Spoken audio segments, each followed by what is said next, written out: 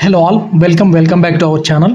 ఈరోజు మనం bills of ఎక్స్చేంజ్లో ఎప్పుడైతే డ్రాయి ఇన్సాల్వెంట్ అవుతారో అప్పుడు ఎంట్రీస్ ఏ విధంగా ఉంటాయి, డ్రావర్ బుక్లో డ్రాయి బుక్లో ఎంట్రీస్ ఏ విధంగా ఉంటాయి అనేది చూద్దామండి. ఫస్ట్ ఇన్సాల్వెన్సీ అంటే డ్రాయి అసెట్స్ కంటే లయబిలిటీస్ ఎక్కువగా ఉన్నాయండి. సో ఇలాంటి పరిస్థితిలో డ్రాయి ఇన్సాల్వెంట్ అవుతారు. ఈ సిచ్యువేషన్ని ఇన్సాల్వెంట్ అంటారండి.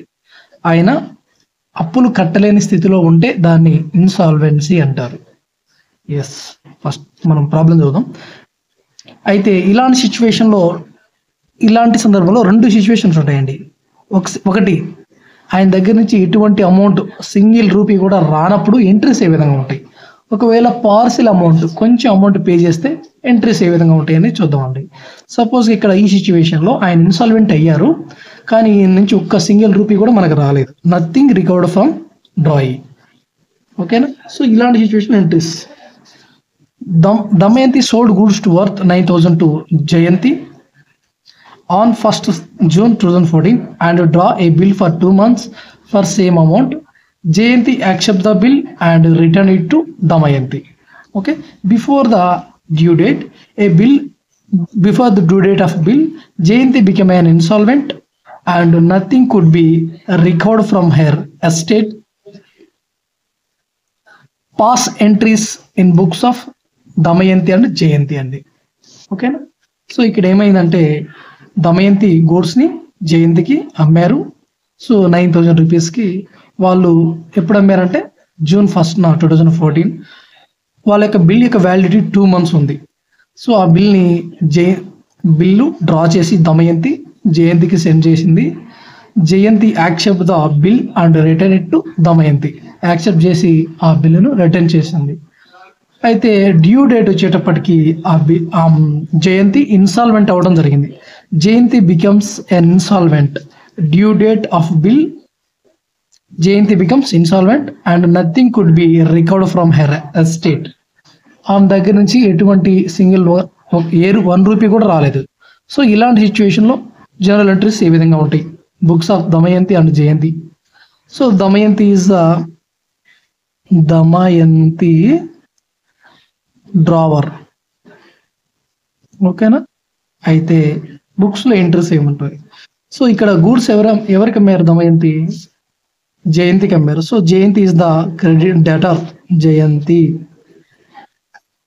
జయంతి అకౌంట్ డెటర్ టు 1st 6 2014 అయ్యా.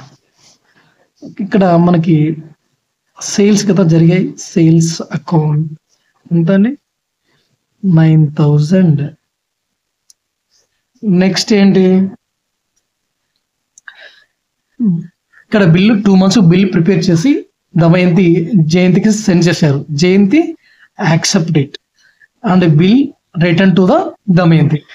జయంతి బిల్ యాక్సెప్ట్ చేశారు కాబట్టి, యాక్సెప్ట్ చేసి మనకు రిటర్న్ చేశారు, దమయంతికి రిటర్న్ చేశారు కాబట్టి ఇక్కడ బిల్ వస్తుంది. Yes, bills receivable account debtor to ఎవరు ఇచ్చారు మనకు? జయంతి ఇచ్చింది.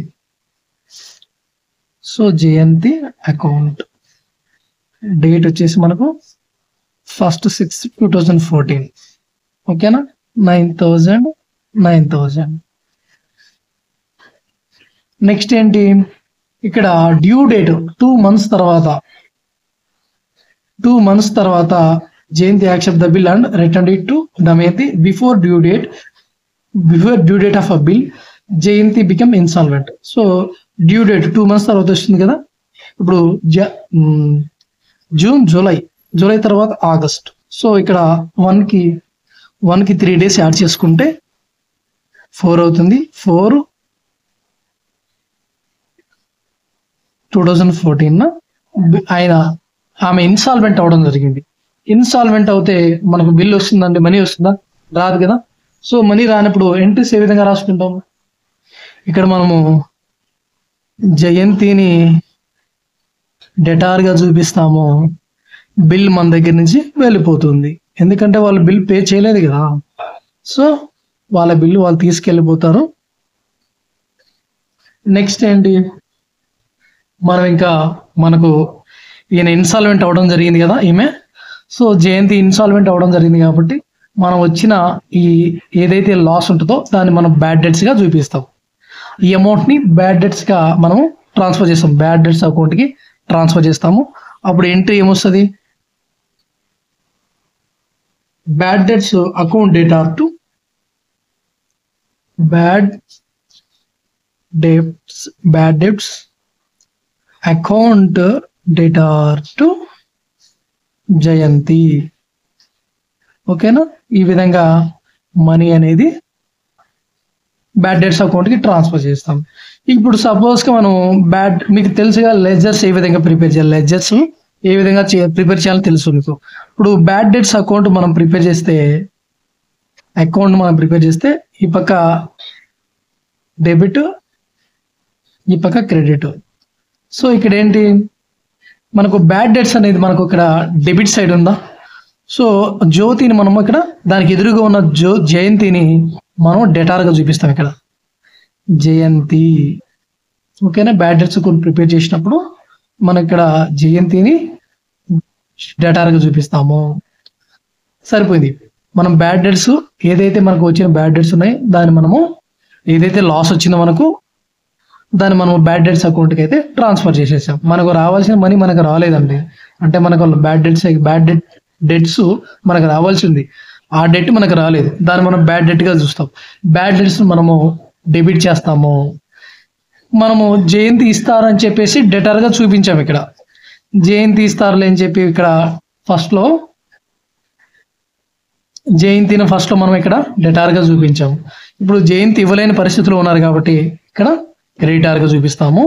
ఏదైతే మనకు లాస్ వచ్చిందో దాన్ని మనము బ్యాడ్ డెట్స్ అకౌంట్కి ట్రాన్స్ఫర్ చేస్తాం. సో ఇక్కడ బ్యాడ్ డెట్స్ అకౌంట్ ప్రిపేర్ చేసినప్పుడు జయంతిని డెటార్గా చూపిస్తాం. ఓకేనా, ఈ విధంగా మనం ఎంట్రీస్ రాయాల్సి ఉంటుందండి. నెక్స్ట్ ఏంటి, దాంట్లో బుక్స్లో ఎంట్రీస్ ఏ విధంగా ఉంటాయి. Jayanti is drawing. First entry ఏమొస్తుందండి, June 1st ఎంట్రీ ఏమొస్తుంది, పర్చేజ్ చేశారు కదా. So purchases account debtor to ఎవరు మనకి ఇచ్చింది, క్రెడిటార్ ఎవరు, మన క్రెడిటారు దమయంతి మన క్రెడిటార్ అవుతారు. ఎంత, 9,000. నెక్స్ట్ ఏంటి, బిల్ని అదే రోజున యాక్సెప్ట్ చేయడం జరిగింది, సెండ్ చేయడం కూడా జరిగింది. సో అప్పుడు ఏంటి, మనం బిల్ ఇవ్వవలసి ఉంది. సో మనం బిల్స్ పేయబుల్ అకౌంట్ అని చెప్పేసి ఇక్కడ తీసుకుంది ఎవరు బిల్లుని, Damayanti account debtor to bills payable account. ఇది మనం పే చేయవలసింది కాబట్టి మనం లైబిలిటీగా చూపిస్తాము, 9,000. నెక్స్ట్ ఏమైంది, డ్యూ డేట్ రోజు ఆఫ్టర్ 2 months తర్వాత ఈ జయంతి ఇన్సాల్వెంట్ అయ్యారు. ఇన్సాల్వెంట్ అయినప్పుడు ఎంట్రీ ఏమొస్తుందో చూద్దాం. డ్యూ డేట్ ఎప్పుడు, 4th August 2014 వస్తుందండి. ఓకేనా, ఆ 3 days గ్రేస్ డేస్ ఉంటాయి కదా, అవి యాడ్ చేసుకొని మనము రాస్తాం అన్నమాట. ఓకే, ఇక్కడ బిల్ క్యాన్సిల్ అయింది కాబట్టి మన బిల్స్ పేబుల్ మనకు వచ్చేస్తుంది. Bills payable account debtor to, మన క్రెడిటార్ ఎవరు,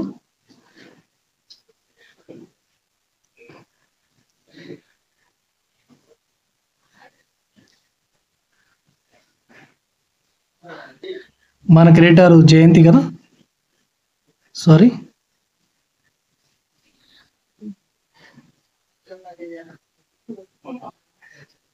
మన క్రెడిటార్ ఉండి దమయంతి అండి, దమయంతి అకౌంట్. ఓకేనా, ఆమెను మనం క్రెడిటార్గా చూపిస్తాం. అయితే మళ్ళీ ఏం జరిగింది, ఇన్సాల్వెంట్ అయిపోవడం జరిగింది కదా. సో ఇన్సాల్వెంట్ అయిపోయినాక మనకి డెఫిషియన్సీ అకౌంట్ అని మనం క్రియేట్ చేస్తామంటే ఒకటి, ఆ డెఫిషియన్సీ అకౌంట్కి మనము ఈ ఏదైతే మనకు ఇలా మనం పే చేయవలసి ఉందో దాన్ని డెఫిషియన్సీ అకౌంట్కి అయితే ట్రాన్స్ఫర్ చేస్తాం. ఇక్కడ ఈ డ్రావర్కి బ్యాడ్ డెట్స్ అకౌంట్ అనేది ఒకటి ఉంటుంది, దానికి ట్రాన్స్ఫర్ చేస్తాడు. కానీ ఇక్కడ డ్రాయి డెఫిషియన్సీ అంటే కట్టలేని వాళ్ళ యొక్క అకౌంట్ అది, ఎవరికైతే కట్టలేకపోయి ఉంటారో వాళ్ళ అకౌంట్ అది. ఓకేనా, డ్రాయి ఎవరైతే కట్టలేకపోయినారో వాళ్ళ అకౌంట్ అది, దాన్ని డెఫిషియన్సీ అకౌంట్కి అయితే ట్రాన్స్ఫర్ చేస్తాం. ఎంత మనీ అయితే కట్టలేదో అంత మనీని. 4/9/2014. అప్పుడు Damayanti account debtor to deficiency account అని చెప్పేసి రాస్తాము. 9,000 సరిపోతుంది అన్నమాట. ఇప్పుడు డెఫిషియన్సీ అకౌంట్ ప్రిపేర్ చేస్తే డెఫిషియన్సీ అకౌంట్లో మనకు క్రెడిట్ సైడ్ దమయంతి ఉంటారు క్రెడిటార్గా. ఓకేనా, సో ఈ విధంగా మనము ఈ అమౌంట్ ఏదైతే ఉందో కట్టలేని అమౌంట్ని మనం డెఫిషియన్సీ అకౌంట్కి ట్రాన్స్ఫర్ చేస్తాం. ఓకే, ఇక్కడ మనం దమయంతి అకౌంట్ ప్రిపేర్ చేసినట్లయితే డెబిట్ సైడ్ డెఫిషియన్సీ అకౌంట్ 9,000 అనేది ఇవ్వాల్సి ఉంటుంది. ఓకేనా, ఈ విధంగా మనకు ఏదైతే డ్రాయి మనీ కట్టలేరో ఆ అమౌంట్ని డెఫిషియన్సీ అకౌంట్కి ట్రాన్స్ఫర్ చేస్తారు. ఓకేనా, ఇక్కడ దమయంతిని క్రెడిటార్గా చూపించాము. ఇక్కడ మనం కట్టలేకపోతున్నాం కాబట్టి దమయంతిని ఇక్కడ డెబిట్ చేసాము. ఓకేనా, ఇక్కడ మనం వాళ్ళకి క్రెడిటార్గా చూపించాము. ఏది మనం కడతాము అనే ఉద్దేశం ఉన్నప్పుడు కడదాం కదా అని చెప్పేసి ఇక్కడ క్రెడిటార్ తీసుకున్నాం. ఇది కట్టలేని సిచ్యువేషన్లో మనం ఇన్సాల్వెంట్ అయినప్పుడు డ్రాయి ఆమెను డెబిట్ చేసి డెఫిషియన్సీ అకౌంట్కి మనీ అనేది ట్రాన్స్ఫర్ చేయడం జరిగింది. నెక్స్ట్ ఇక్కడ కూడా అంతే కదా, మనకు జయంతిని డెటార్గా చూపించాము. కట్టలేని సిచ్యువేషన్లో అక్కడ డెటార్గా చూపించాము. ఇప్పుడు కట్టలేని పక్షంలో ఆమెని క్రెడిటార్గా చూపించి బ్యాడ్ డెట్స్ అకౌంట్కి ట్రాన్స్ఫర్ చేసాం. ఏదైతే మనీ రావాల్సి ఉందో దాన్ని, బ్యాడ్ డెట్స్ అమౌంట్ ఉందో దాన్ని బ్యాడ్ డెట్స్ అకౌంట్కి ట్రాన్స్ఫర్ చేసాం. ఓకేనా, ఈ విధంగా మనము జర్నల్ ఎంట్రీస్ ఇన్సాల్వెన్స్ అయినప్పుడు ఎటువంటి సింగిల్ రూపీ కూడా రిసీవ్ చేసుకొని సిచ్యువేషన్లో ఈ విధంగా రాయాల్సి ఉంటుంది. చూసుకోండి. ఓకేనా, థ్యాంక్ యూ అండి, థ్యాంక్స్ ఫర్ వాచింగ్. ఇలాంటి వీడియోస్ కోసం అయితే మన ఛానల్ని సబ్స్క్రైబ్ చేసుకోండి. వీడియో నచ్చినట్లయితే లైక్ చేయండి, ఖచ్చితంగా కామెంట్ చేయండి. మీకు అర్థమైందా లేదని నాకు తెలియచేయండి కింద కామెంట్లో. Thank you, thanks for watching.